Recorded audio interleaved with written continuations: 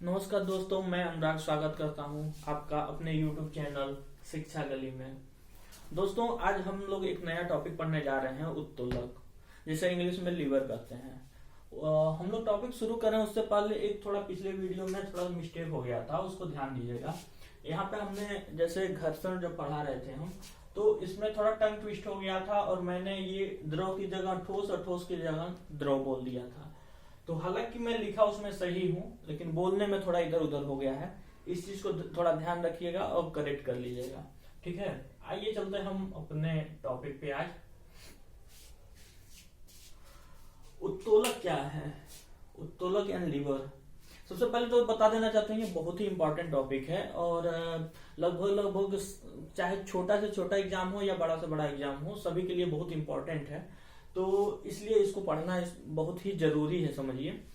और इसमें अब आइए हम शुरू करते हैं। ये उत्तोलक होता क्या है? उत्तोलक को अगर हम सिंपली वे में पढ़ें तो एक सरल मशीन होता है। मशीन क्या होता है? मशीन एक प्रकार का ऐसा मतलब हमारा अरेंजमेंट होता है जिससे हम किसी भी कठिन कार्य को आसानी से कर लेते हैं। उत्तोलक पढ़ने के लिए हमें तीन चीजों को जानना बहुत जरूरी है। वो तीन चीजें होती हैं आलम, भार और आयास। आलम को हम अंग्रेजी में फलक्रम बोलते हैं, भार को वेट या लोड बोलते हैं और आयास को इफर्ट बोलते हैं। और ये चीज थोड़ा ध्यान रखिएगा, ये कई बार पूछा हुआ है कि उत्तोलक का सिद्धांत क्या होता है। सीधे सीधे बस इतना ही पूछता है, इसमें ज्यादा समझने वाली कोई चीज नहीं है। इसे बस देख लीजिए और याद कर लीजिएगा कि उत्तोलक के सिद्धांत में होता है भार इंटू भार भुजा और आयास इंटू आयास भुजा, ठीक है। इसे बस याद कर लीजिए।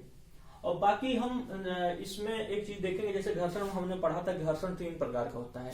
उसी प्रकार सेम टू सेम आपका उत्तोलक भी तीन प्रकार का होता है। लेकिन घर्षण में हमारे अलग अलग प्रकार के टाइप थे, लेकिन हम यहाँ पे देखेंगे कि उत्तोलक के जो भी प्रकार हैं बस सिंपल प्रथम श्रेणी, द्वितीय श्रेणी और तृतीय श्रेणी में बांटा गया है।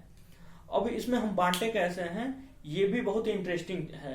हम बांटे हैं इसमें इस आधार पे कि ये तीनों का पोजीशन क्या है, ये तीनों में हमारा बीच में कौन है, इसी आधार पे हम इनका मतलब एक क्या बोलते हैं श्रेणी बनाए हुए हैं कि ये प्रथम श्रेणी का होगा, द्वितीय श्रेणी का होगा या तृतीय श्रेणी का होगा।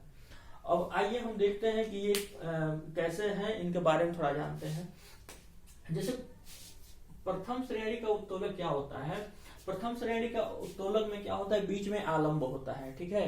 ये चीज, अच्छा ये चीज बस ध्यान रखिएगा आप लोग कि हमारा जो होता है ये शब्द बस याद रखिएगा। या तो इंग्लिश वाला रख सकते हैं तो इंग्लिश वाला रखिए, या तो हिंदी वाला रख सकते हैं तो हिंदी वाला रखिए।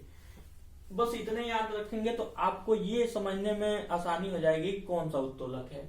इसमें हमने जैसे बनाया था FWE करके है। अगर FWE अगर आप याद कर सकते हैं तो फलक्रम, वेट और एफर्ट, यानी कि उत्तोलक इस बात पे डिपेंड करता है कि इन हमारा बीच में कौन सा है, यानी कि फलक्रम बीच में है, वेट बीच में है या एफर्ट बीच में है। अगर फलक्रम बीच में है, फलक्रम बोले तो आलम बीच में है तो प्रथम श्रेणी का उत्तोलक है। वेट बीच में है तो आपका द्वितीय श्रेणी का उत्तोलक है। अगर इफर्ट यानी हमारा आयास अगर बीच में है तो वो तृतीय श्रेणी का उत्तोलक है। इसी चीज को अगर हम हिंदी में याद करने की कोशिश करें तो हम एक शब्द ले सकते हैं आभास। आभास से हम ऐसे याद कर सकते हैं, आभास से आ से हम आलम्ब याद कर लें, भा से भार याद कर लें और आयास, क्योंकि आ दो बार हो रहा है तो हम इसमें क्या करेंगे कि इसके आस को इसमें सौ में ऐसे जोड़ लेंगे, आस को लास्ट में। तो इससे हमें याद हो जाएगा कि आलम्ब, भार और आयास। तो हमें याद रखने में आसानी होगी कि ये प्रथम श्रेणी का है, द्वितीय श्रेणी का है, तृतीय श्रेणी का है। अब आइए चलते हैं इनके टाइप में। हम पढ़ते हैं पहले प्रथम श्रेणी का उत्तोलक। प्रथम श्रेणी का उत्तोलक में हमने पढ़ा है कि बीच में आलम्ब होता है, फलक्रम आलम्ब बीच में होता है, ठीक है। और दूसरी बात तो है इसमें आलम्ब होता है। अच्छा, आलम्ब होता क्या है, हमने यहाँ पे आपको बताने की कोशिश की है कि आलम्ब हमारा क्या होता है, जिस बिंदु पे कोई भी हमारा उसमें जो हमारा उत्तोलक है वो टिका रहता है, जिसपे वो आलम्ब है। और भार क्या होता है, भार वो होता है जो हम अब कोई भी अपना काम करते हैं या जो हमारा टारगेट होता है वही भार होता है। आयास क्या होता है? किसी काम करने के लिए हम जो भी प्रयास करते हैं वही आयास है, यानी काम करने के लिए किया गया प्रयास ही आयास है। बस इस चीज को ध्यान में रखिएगा। बाकी ठीक है, अब उदाहरण देखते हैं हम कैंची। अब कैंची में हमने कहा था कि कैंची में ये प्रथम श्रेणी का उत्तोलक है। प्रथम श्रेणी का उत्तोलक मतलब हमारा जो आलंब है वो बीच में रहेगा। आलंब क्या? जिसपे वो केंद्रित रहता है। तो कैंची प्रथम श्रेणी का उत्तोलक है। इसको हम समझते हैं ऐसे, जैसे हमने एक पुरानी कैंची है इसको लिया हुआ है, तो हम समझते हैं कि ये हमारा आलंब है। ठीक है, इसको ध्यान से देखिए, ये हमारा आलंब है। आलंब यानी कि यहाँ सेंटर बिंदु है जहां पे ये केंद्रित है। ये हमारा जो, अगर हम इसको मशीन मान लें तो ये मशीन जहां पे केंद्रित है वो क्या है? इसका आलंब है। और ये क्या है? यहां से हम कार्य कर रहे हैं, यानी यहां से हम इसको दबाते हैं, तो ये क्या है? हमारा क्या है? ये हमारा हो जाएगा, ये आयास है, यानी इफोर्ट है। हम यहां से इफोर्ट करते हैं। मान लीजिए अगर हम मान लीजिए ये कागज है, हम यहाँ कागज की इसको काट रहे हैं, ठीक है, ये क्या हो गया है? वेट हो गया, यानी वेट या लोड हम यहाँ पे कर रहे हैं, यानी आलम बीच में है, यहां से हम क्या कर रहे हैं? इफर्ट डाल रहे हैं और यहाँ पे हमारा काम हो रहा है। ठीक है, बस ऐसे ही समझिए प्रथम श्रेणी का उत्तोलक हो गया। आप आलंब आयास भार को से समझ चुके और प्रथम श्रेणी का उत्तोलक को भी इसी प्रकार से समझिए। सेम इसी प्रकार कैंची की तरह ही पिलास होता है। पिलास आप देखे होंगे ऐसे, जैसे हम एक तरफ से भार लगाते हैं, बीच में उसका आलंब होता है और एक तरफ से हम उसको दबाते हैं, यानी कि हमारा प्रयास होता है, आयास होता है, जो भी है, इफर्ट है। अब एक चीज ये जानना बहुत जरूरी है, इस चीज को स्पेशल नोट डाउन कर लीजिएगा कि प्रथम श्रेणी के उत्तोलक में हमारा जो यांत्रिक लाभ होता है, यानी हम कोई भी काम कर रहे हैं, हमारा जो रिजल्टेंट है कि हम क्या कितना सफल हुए हैं उसमें, वो इससे यांत्रिक लाभ से हम इसमें उत्तोलक में रिप्रेजेंट करते हैं। तो यांत्रिक लाभ इसमें कुछ भी हो सकता है, एक भी हो सकता है, यानी हम जो जितना हम काम किए उतना ही आउटपुट मिल गया तो एक हो गया, समझ रहे हैं। और अगर हम प्रयास कम किए और आउटपुट ज्यादा मिल गया तो हमारा क्या हुआ? यांत्रिक लाभ एक से अधिक हो गया। अगर हम प्रयास ज्यादा किए हैं, आउटपुट हमें कम मिला है, तो यांत्रिक लाभ एक से कम हो गया। बस इस चीज को ध्यान में रखिएगा। फिर आते हैं द्वितीय श्रेणी के उत्तोलक में। द्वितीय श्रेणी के उत्तोलक में जैसे हमने पढ़ा था, यहाँ पे क्या होता है? भार जो इसका होता है वो बीच में होता है। आभास में भार जो है, यानी वेट जो है, लोड जो है, वो हमेशा बीच में होता है। ये उदाहरण है इसका सरौता नींबू निचोड़ने की मशीन। तो आपने नींबू निचोड़ने की मशीन देखी होगी, ऐसे करके कुछ होता है ये, और सही से बना नहीं पा रहे हैं लेकिन फिर भी ध्यान दीजिएगा, ऐसे कुछ होता है, ऐसे ऐसे ऐसे होता है। यहाँ पे हम नींबू रखते हैं, ये हमारा आलम्ब हुआ, ये नींबू हमारा भार हुआ, और यहाँ पे हम हाथ से दबाते हैं, हम हाथ से दबाते हैं, यानी कि हमारा इफर्ट, यानी कि आयास हुआ,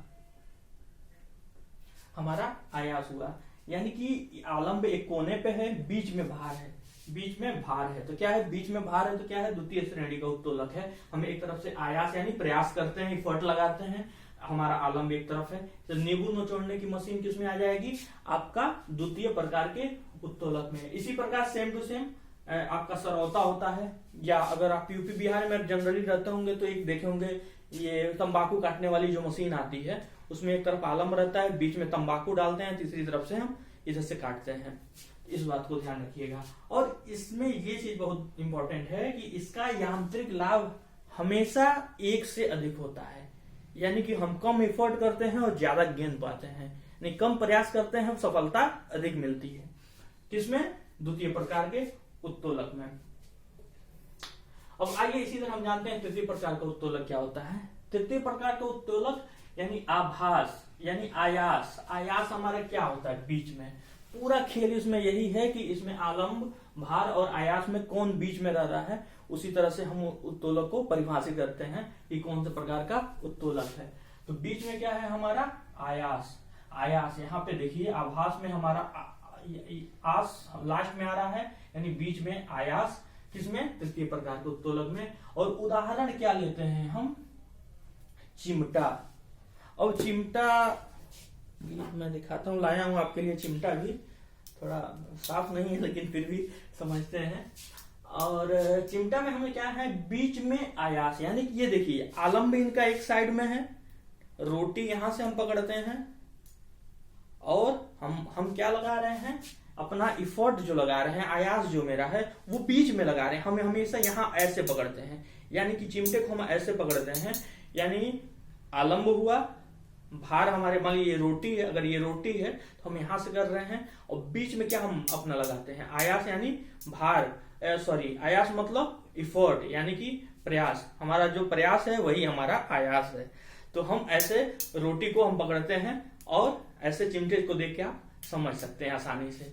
बाकी इन चीजों के लिए मनुष्य का हाथ भी जो है सेम टू सेम यही वर्क करता है, किसान का हल भी है वो भी सेम टू सेम यही चीज है, इसी तरह से सेम मतलब काम करता है।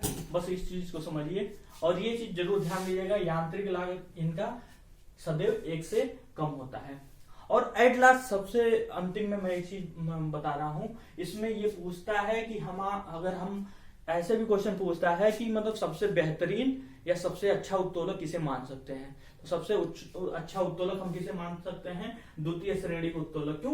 क्योंकि इसका यांत्रिक लाभ सदैव 1 से अधिक होता है। और सबसे खराब उत्तोलक किसे मान सकते हैं, हम तृतीय प्रकार का उत्तोलक को। क्यों? क्योंकि इसका यांत्रिक लाभ सदैव 1 से कम होता है। बाकी ये उत्तोलक है और 1-2 बार वीडियो को देखिए, जो आपको मतलब मुझे लग रहा है कि मैंने लगभग सारी चीजें इसमें कवर कर दी हैं, इसके अलावा कुछ है नहीं इसमें। बाकी 1-2 बार देखिए, सब कुछ क्लियर हो जाएगा। फिर मिलते हैं अगले वीडियो में किसी नए टॉपिक के साथ, तब तक के लिए धन्यवाद।